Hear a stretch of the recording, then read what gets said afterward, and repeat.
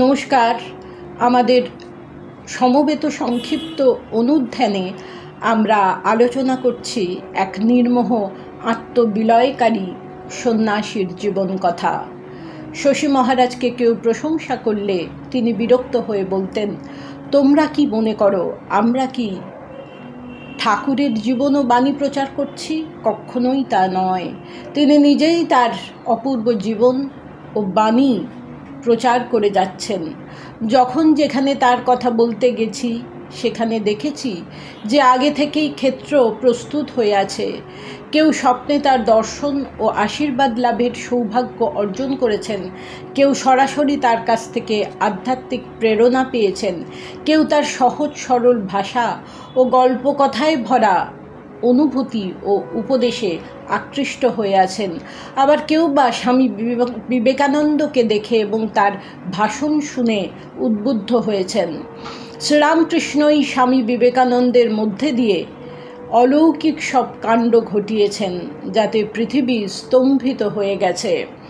এমন নির্মোহ আত্মবিলয়কারী সন্ন্যাসীর যথার্থ মূল্যায়ন কেবল স্বামীজি করতে পারেন। তিনি বলেছিলেন, শশীর মতো ঈশ্বর বিশ্বাসী গোটা দুনিয়া ঘুরে পাওয়া যাবে না। স্বামীজি চেয়েছিলেন নিঃস্বার্থ সন্ন্যাসীরা ভিক্ষান্নে উদরপূর্তি করে নিশ্চেষ্ট হয়ে ঘুরে না বেরিয়ে গ্রামে গ্রামে বিদ্যা বিতরণ করুন, নানা উপায়ে নানা কথায় আচণ্ডালে উন্নতির জন্যে কাজ করুন। তাহলে কালে নিশ্চয়ই মঙ্গল হবে। আজকের সমাজে একাকিত্ব এক অভিশাপ।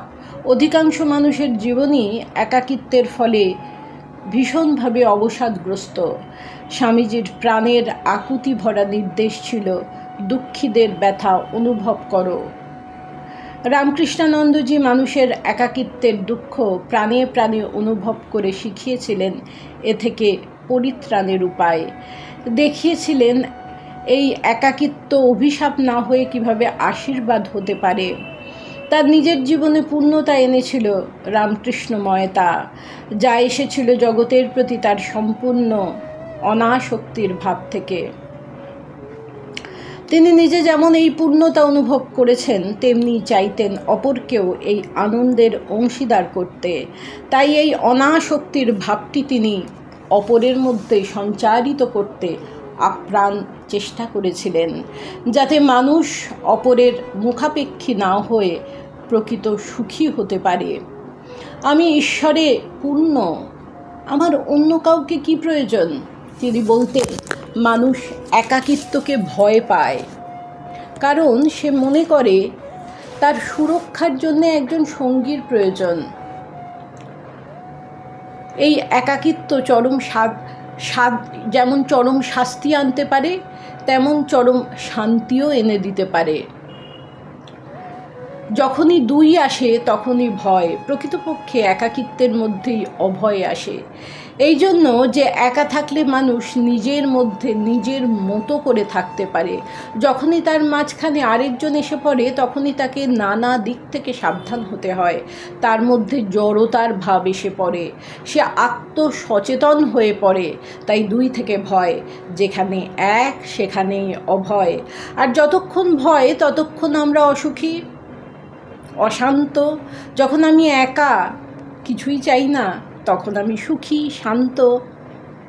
নির্বেদ সন্ন্যাসীর এই সাধনাই কবি সারা জীবনের অভিজ্ঞতার উপলব্ধি থেকে বলেছেন, স্তব্ধ সর্বকোলাহল, শান্তিমগ্ন চরাচর, এক তুমি তোমা মাঝে আমি একা নির্ভয়ে।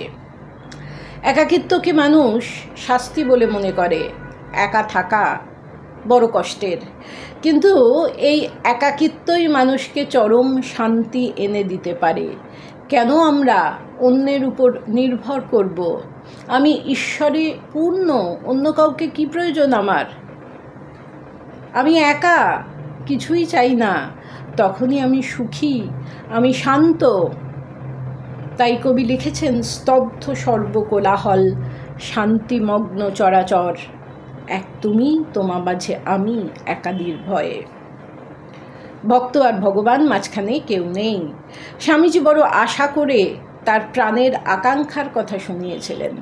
যখন নিশ্চয় বুঝব যে সমগ্র মানব জাতির কল্যাণে অন্তত ভারতে এমন একটা সংঘ চালিয়ে গেলাম যাকে কোনো শক্তি দাবাতে পারবে না, তখন ভবিষ্যতের চিন্তা ছেড়ে দিয়ে আমি ঘুমোবো। যোগাচার্যের কৃপায় বহু তরুণ সেই যন্ত্রটি সচল রাখতে গৃহটান ত্যাগ করে এসেছেন, আসছেন। নমস্কার।